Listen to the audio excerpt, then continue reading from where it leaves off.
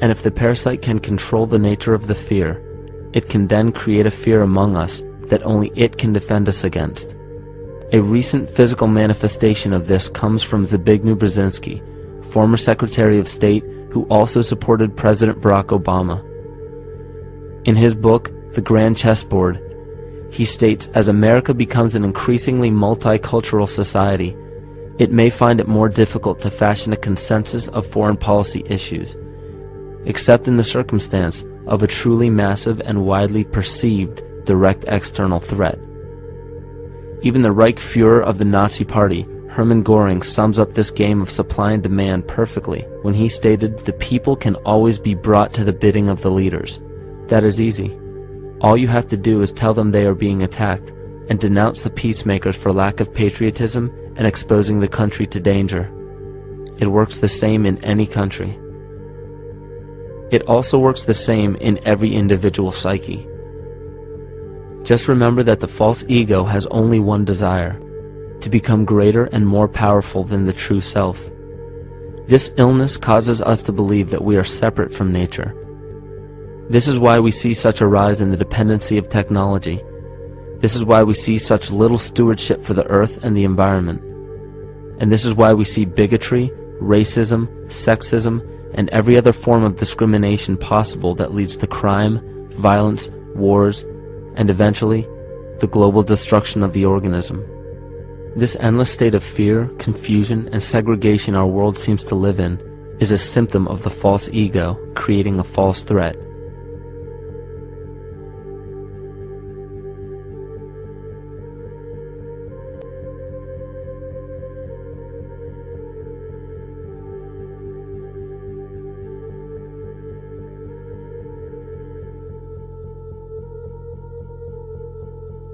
Many of the United States presidents have blood relations with each other. The Bush lineage has blood ties to a great number of former presidents. George Washington, Millard Fillmore, Franklin Pierce, Abraham Lincoln, Ulysses Grant, Rutherford Hayes, James Garfield, Grover Cleveland, Teddy Roosevelt, William Taft, Calvin Coolidge, Herbert Hoover, Franklin Roosevelt, Richard Nixon, and Gerald Ford. Michael Tessarian points out in his work that Bush is closely related to every European monarch on and off the throne, and has kinship with every member of Britain's royal family. Bush's family tree can be documented as far back as the early 15th century. He has a direct descent from Henry III and from Henry VIII's sister Mary Tudor. He is also descended from Charles II of England. And we also find that George W. Bush is a direct descendant of Godfrey de Bouillon. Godfrey was the first king of Jerusalem after he recaptured it from the Saracens, which was the name for the Islamic faith during the Middle Ages.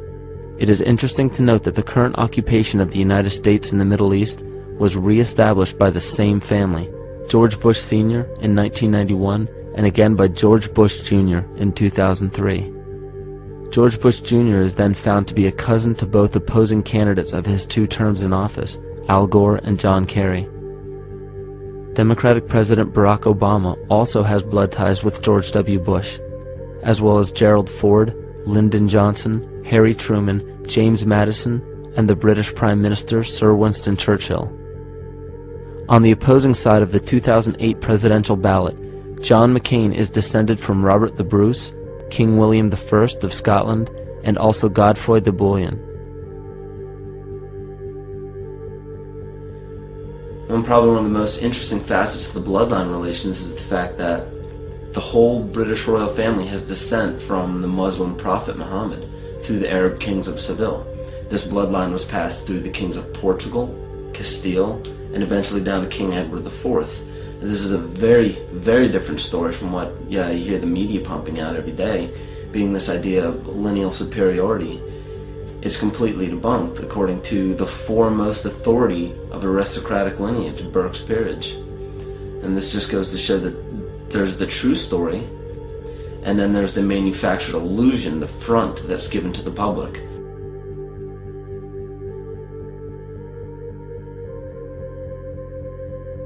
These blood ties go on and are documented thoroughly through literature such as Burke's Peerage and other comparable books. The point of all of this is that we find not just the same people, but the same intent within the people who have held high positions of monarchy, dynasty, aristocracy, and democracy in the past and present, and they are all related by a physical and symbolic link. This bloodline carries the symbol of our illness.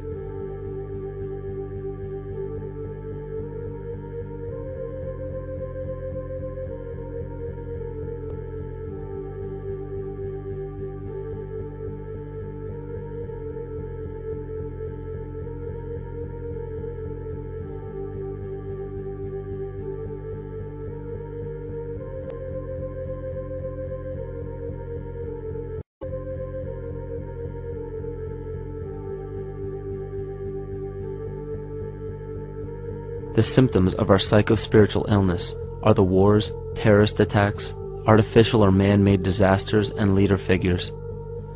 As long as the people remain oblivious to their inner drives and inner nature, they will always fail to recognize why these events take place and why these figures rise to such powerful positions. The reason why we have failed for thousands of years to conquer these archetypal rulers permanently is because for thousands of years we have been fighting the symptoms of an illness and not the root cause. For every corrupt government that falls at the hands of a revolutionary, oppressed people, two more will rise in its place every time, because the root cause of a corrupt government does not exist in the individual leading that government. It exists within the psyche of every individual, because an unaware host to a deadly parasite will do anything to avoid accepting his own incapacity for freedom.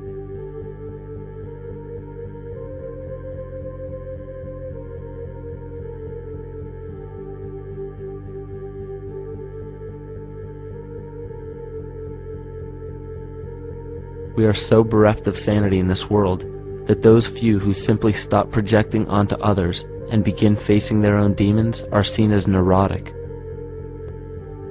An article written in the 1950s states that studies showed that individuals who had been isolated from their familiar social and cultural environment became neurotic. This shows that when those individuals had no object to identify their darker emotions with, they began to see these things in themselves, that which they refused to recognize before, and were unaware of why they appeared and how to cope. Facing our true inner self is virtually unknown in our world today. This is why no matter how many civilizations rise and fall, it is our collective consciousness that creates our governing apparatus, not individual people.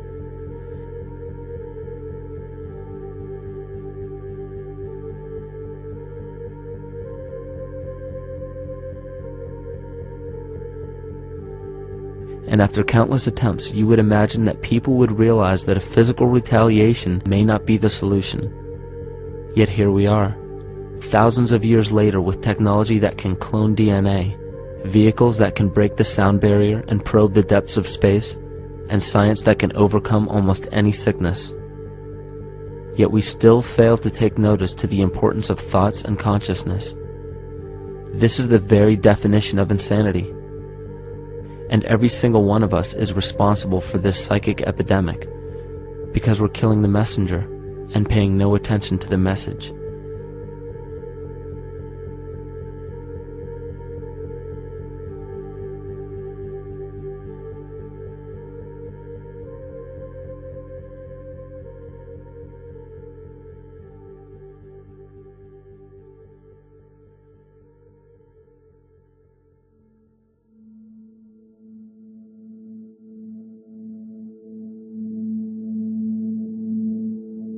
During the 1990s, 3 Nobel laureates in medicine advanced research that revealed the primary function of DNA lies not in protein synthesis as widely believed for the past century, but in electromagnetic energy reception and transmission. Less than 3% of DNA's function involves protein manufacture. More than 90% functions in the realm of bioacoustic and bioelectric signaling. So why is it important to know that DNA functions in bioelectric signaling? HeartMath Institute has discovered the heart and brain maintain a continuous two-way dialogue, each influencing the other's functioning. Although it is not well known, The heart sends far more information to the brain than the brain sends to the heart, and the signals the heart sends to the brain can influence perception, emotional processing, and higher cognitive functions. The heart also generates the strongest rhythmic electromagnetic field in the body, and this actually can be measured in the brainwaves of people around us. We are quite literally an electromagnetic expression of our highest cognitive function. The behavior of electromagnetism is evident throughout the world as dualism. All matter contains a negative and positive charge, which means organisms are built upon this foundation. The natural homeostasis of any organism is a balance of both polarities. Furthermore, research on emotional energetics shows that the heart's field is a carrier of emotional information and a mediator of bioelectromagnetic communication within and outside the body. Research shows our heart's field changes distinctly as we experience different emotions. It is registered in people's brains around us and apparently is capable of affecting cells, water, and DNA studied in vitro. Fear. The chemical supplied by a collective parasite creates a distinct bioelectric signal given off by the host. This signal is disseminated to the organisms within our community and will grow outward through the entire organism unless it is counterbalanced by an opposing force. Dr. Fritz Alan Popp discovered that the cells in our body communicate through biophotons, which are tiny particles of light that are single units of an electromagnetic field. This communication system within our body also exists between people in what's known as morphic resonance. This was known by the shamans, sages, and adepts of antiquity. These teachings were commonplace in prehistoric cultures. It wasn't by sheer chance that artistic expression and rituals were the cornerstone of every ancient civilization. Art was used as a personal method to exercise the shadow content of the psyche and introduce it to the conscious mind. This was very literally viewed as psychic therapy. Ritual was based around astrological dates. As we've learned, the study of the stars and planets reflect our own astropsychology. The shamans would perform rituals on astrological dates that would correlate with a circadian rhythm or a psychological cycle. These rituals kept the human participants aware of their inner self and prevented the repression of psychological content. As long as people were facing their inner demons and accepting them as their own, they were not collectively projecting them into the physical world. If you bring forth what is within you, what you bring forth will save you. If you do not bring forth what is within you, what you do not bring forth will destroy you. The progeny of our psychological disease began growing rapidly after a series of catastrophes forced the collective into a somatic state of fight or flight. This lowered the immunity of the population by introducing a state of immense stress. Our body becomes more susceptible to illness under stress. In this manner, humanity fell ill when entire bodies of land were swallowed up by the floodwaters. This uprooted many tribes, chiefdoms, and civilizations from their homes, and their ritual practices that were used as a conduit for psychic wellness were put on hold in order to survive the catastrophe and seek new homes. The shamans were spread to many new areas of the world. This information has been suppressed. We are made to believe that advanced civilizations such as ancient Egypt and the Mayans of Mesoamerica came about with no prior rudimentary remnants or evidence of evolving intellectual artifacts to bring them to their peak. We are meant to believe that their incredible knowledge of mathematics, astrology, agriculture, economy, polity, and architecture came out of nowhere. This leads many researchers today to the understanding that the origins of these civilizations have been suppressed.